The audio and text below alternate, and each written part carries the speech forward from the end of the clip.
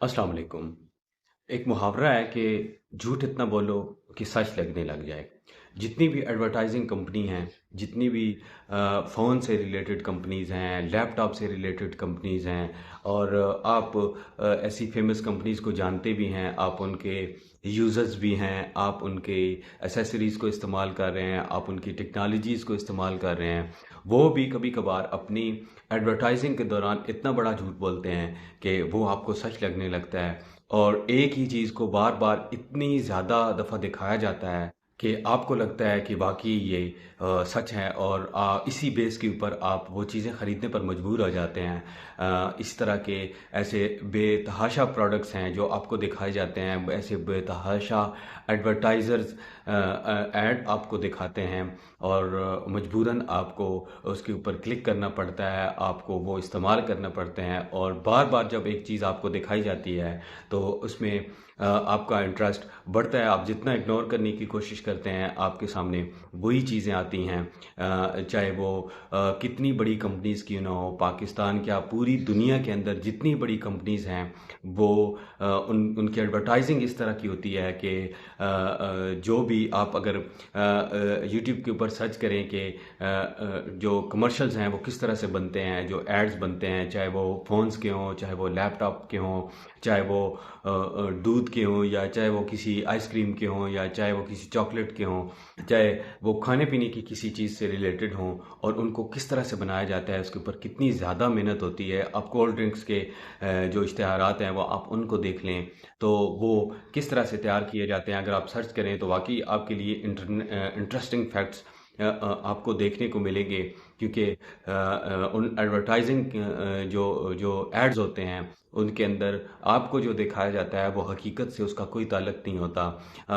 काफ़ी पिछले दिनों दो ऐसी कंपनीज थी, आई थिंक एक टेक्नो थी, उनकी एक एड काफ़ी मशहूर रही जिसके अंदर उन्होंने बताया कि जी हमारा जो कैमरा है उसकी वो एक जंगल के अंदर जाते हैं और उसमें देखते हैं कि किस तरह से उन्होंने एक तस्वीर ली और इंतहाई क्लियर और ऐसी तस्वीर लग रही थी जैसे डीएसएलआर की थी और वो तस्वीर उन उस एडवर्टाइजिंग कंपनी ने ख़रीद के एक डीएसएलआर कैमरे से बनी हुई तस्वीर को उस वक्त दिखा और झूठ को इतनी बारीकी से और इतने करीब से आपके सामने पेश किया गया कि फिर वो आप उस फ़ोन को ख़रीदने के ताकि आप उस फ़ोन को ख़रीदने के लिए इतने आप मुतजस्सिस हो जाएं कि आप ख़रीदने पर मजबूर हो जाएं। हालांकि उसके फ़ोन की जो कैमरे की क्वालिटी थी वो बिल्कुल भी ऐसी नहीं थी। इसके अलावा सैमसंग बहुत बड़ी कंपनी है और उसका जो फोल्डिंग वाला फ़ोन है वो आजकल काफ़ी ज़्यादा उसके अंदर प्रॉब्लम्स आ रही हैं। वो साल तो बड़ी मुश्किल की बात है, 6 महीनों के अंदर ही उसका जो फोल्डिंग है उसके अंदर प्रॉब्लम्स आ रही हैं और उसको रिपेयर करने के लिए भी काफ़ी ज़्यादा अमाउंट वो ले रहे हैं सैमसंग वाले। तो उन्होंने भी इतनी एडवर्टाइजिंग की उस चीज़ की और इतना ज़्यादा महंगा फ़ोन जो 1.5 से 2 लाख के बीच के अंदर आपको इसके प्राइस रेंज के अंदर आपको मिलता है और इतनी ज़्यादा प्राइस के अंदर आपका फ़ोन अगर 6 महीने के अंदर सही तरह से वर्क ना करे तो यकीनन आपको बहुत ज़्यादा गुस्सा भी आएगा और आप हैरान भी होंगे कि इतनी बड़ी कंपनी किस तरह हमारे साथ ऐसा कर सकती है। इसके अलावा एप्पल जो दुनिया की नंबर 1 कंपनी है, उसके फ़ोन्स के अंदर भी पिछले दिनों ये इंकशाफ हुआ कि आप जो ये फ़ोन इस्तेमाल करते हैं तो इसके अंदर से जो जो लहरें निकलती हैं जो जो आपकी इंसानी सेहत के लिए के लिए इंतहाई नुकसानदेह साबित होती हैं, उसकी जो रेशो होती है वो बहुत ज़्यादा थी। आप अपने फ़ोन में चेक भी कर सकते हैं, वो कोड मैं यहाँ पे मेंशन कर दूंगा, मुझे फ़िलहाल याद नहीं आ रहा उसको सर्च करके कि वो कौन सा कोड आप इस्तेमाल करके अपने फ़ोन की उसको चेक कर सकते हैं कि आपके फ़ोन में जो लहरें हैं उसकी मिकदार क्या है। हालाँकि वो वहाँ से जो कंपनीज़ होती हैं वो उनकी तरफ से सिलेक्टेड होती हैं, जो एक्चुअल होती हैं वो उसके ज़रिए भी पता नहीं चल सकता। तो उनके फ़ोन्स के अंदर ये सबसे ज़्यादा तादाद में थी और हालाँकि उनका दावा है कि हम सबसे ज़्यादा सिक्योर फ़ोन बनाते हैं, सबसे ज़्यादा सेफ़ फ़ोन बनाते हैं जो इंसानी सेहत और जो दुनिया का माहौल है उसके हिसाब से होता है। हालाँकि ऐसा कुछ भी नहीं होता और इस तरह इस बेस पे वो एडवर्टाइजिंग कंपनीज़, वो जितनी भी टेक्नोलॉजी से रिलेटेड कंपनीज़ हो या जो भी आजकल पूरी दुनिया के अंदर जितनी भी कंपनीज़ हैं जो वह काम कर रही हैं, तो उनका तरीक़ाकार ही यही है। वो इसी बेस पे काम करते हैं, वो इसी तरह काम करते हैं और बार-बार आपको वो चीज़ें दिखाई जाती हैं और उनको इतना हाइलाइट किया जाता है ताकि आप खरीदें और आपको खरीदने पर मजबूर कर दिया जाता है। तो अगर आप भी इस किस्म के किसी काम के अंदर मुलविस हैं, आप इसी किस्म की किसी काम को कर रहे हैं, तो आपने उनकी इस स्ट्रेटजी को इस्तेमाल करते हुए आपने अपने काम को आगे बढ़ाना है कि किस तरह से। ये बात नहीं है कि मैं आपको ये नहीं सजेस्ट कर रहा कि आपके अगर प्रोडक्ट है या आपका कोई भी चैनल है या कोई भी आपके पास कोई ऐसी चीज़ है, उसके अंदर अगर वो वाकई क्वालिटीज़ नहीं है, तो आप उस चीज़ को बताएं कि इसके अंदर ये चीज़ें हैं। ये नहीं है, लेकिन आपने अगर अपने किसी प्रोडक्ट को आपने उसकी एडवर्टाइजिंग करनी है, तो उसका सबसे बेहतरीन तरीका यह है कि ज़्यादा से ज़्यादा उसको दिखाया जाए, ज़्यादा से ज़्यादा उसको लोगों के सामने पेश किया जाए। तो जितना ज़्यादा लोगों को दिखाया जाएगा, इतना आपकी प्रोडक्ट के सेल होने के चांसेस होते हैं। जितनी ज़्यादा एडवर्टाइजिंग कंपनीज़ हैं, ये सब आपको किस तरह से ये फंसाते हैं, आप सबको पता है। और आजकल ये सब कुछ चल रहा है। तो आपने जो भी चीज़ें लेनी हो, जो चीज़ आपने परचेज़ करनी हो, तो अपना माइंड सेट बनाएं, उसके अंदर चीज़ों को ढूंढ के जो आपका बजट है, आप अपने बजट के हिसाब से लें।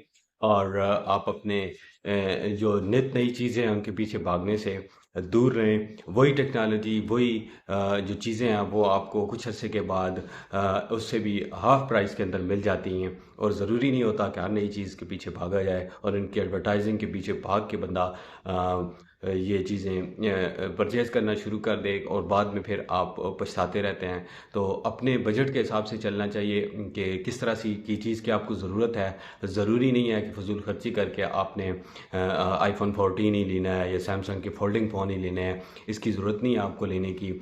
और कुछ लोगों को इसका, आप देखें ना, होता यह है कि आप जब अब उसके इन चीज़ों के अंदर इंटरेस्ट लेते हैं, तो फिर आप आगे से आगे उस चीज़ के अंदर फंसते चले जाते हैं। ठीक है, फिर आपकी जो ज़रूरत के पैसे होते हैं उनको भी आप इन्हीं चीज़ों के अंदर इस्तेमाल कर देते हैं। ये बिल्कुल साइकोलॉजी है और इसको आपने कंट्रोल करना है और इसके ऊपर आपने काम करना है। और इस चीज़ को मद्देनज़र रखते हुए आपने, अगर आपने कोई चीज़ परचेज़ करनी है, तो अपने बजट के हिसाब से करनी है, उनकी एडवर्टाइजिंग के हिसाब से नहीं कि फ़लाँ टीवी कमर्शियल्स के अंदर मैंने ये देखा किस तरह का बड़ा ज़बरदस्त फ़ोन आ रहा है, फ़लाँ ये चीज़। और जितने भी ये यूट्यूबर्स जो रिव्यू करते हैं मोबाइल फ़ोन्स का, जो इस तरह की चीज़ों का रिव्यू करते हैं, उनको पैसे मिलते हैं और बढ़ा चढ़ा के उस चीज़ को बयां करने के उनको पैसे मिलते हैं। और कुछ उनकी वो खामियां भी बताते हैं कि वो उनकी मजबूरी होती है उस चीज़ को बताना, कि अगर वो फिर सारा ही उसको वो एक्सप्लेन करना शुरू कर दें और उसकी तारीफ़ें शुरू कर दें, तो फिर आपको लगेगा कि वाकई ये झूठ है। तो उस को सच के करीब से गुजारने के लिए, क्योंकि उनको एक खासी रकम मिली होती है उस चीज़ के रिव्यू करने की, वो आपको इस्तेमाल करते हैं। अपने हिसाब से चलें, अपने बजट के हिसाब से चलें और जो आपको मुनासिब लगता है उसी को परचेज़ करने की कोशिश करें। इनके एडवर्टाइजिंग के चक्कर में आपने बिल्कुल नहीं पड़ना है। और इसी बेस के ऊपर ये कंपनी चलती हैं और इसी बेस के ऊपर सब चलते हैं। और उनको काफ़ी तादाद के अंदर एक ख़ास अमाउंट का पैसा दिया जाता है उस फ़ोन को रिव्यू करने के लिए। तो लिहाजा आप उनकी चिकनी चुपड़ी बातों के अंदर मत आया करें, अपने हिसाब से चलना सीखें। दूसरों के देख के चलने की ज़रूरत नहीं है। या वो कि अब नित नई टेक्नोलॉजी आ रही है, तो ज़रूरी नहीं है कि हर टेक्नोलॉजी को आप यूज़ करें।